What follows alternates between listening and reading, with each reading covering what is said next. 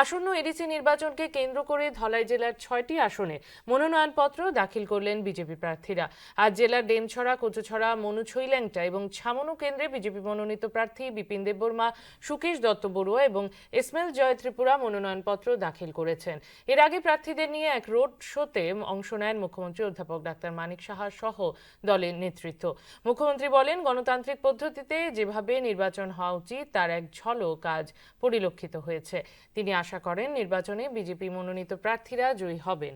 এদিকে কুলাই চাঁপা হাওড় কেন্দ্রে মুখ্যমন্ত্রীর উপস্থিতিতে মনোনয়নপত্র জমা দিয়েছেন বিজেপি প্রার্থী বিমল দেববর্মা। অন্যদিকে গঙ্গানগর, গন্ডাছড়া ও রাইমা ভ্যালি কেন্দ্রে বিজেপি প্রার্থী ভূমিকা নন্দুরিয়াং এবং সমীর রঞ্জন ত্রিপুরা মনোনয়নপত্র দাখিল করেছেন। পাশাপাশি এদিন ধলাই জেলার 6টি আসনে প্রতিদ্বন্দ্বিতার জন্য মনোনয়নপত্র জমা দিয়েছেন তিপ্রামথা দলের প্রার্থীরা। যারা স্টেট লিডার আছে সব জায়গায় আজকে নমিনেশন পেপারে বিভিন্ন জায়গায় ওনারা গেছেন। আমি চুজ করলাম এখানে আসা, লংতরায় বেলিতে আসার, এখানে এসডিএম অফিসে আসার আমি চয়েস করলাম।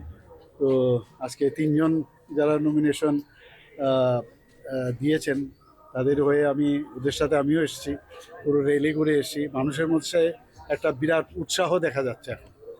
মানে মনে হচ্ছে যে একটা গণতান্ত্রিক পদ্ধতিতে যেভাবে ইলেকশন হওয়া উচিত তার একটা ঝলক কিন্তু আজকে আমরা দেখতে পেয়েছি।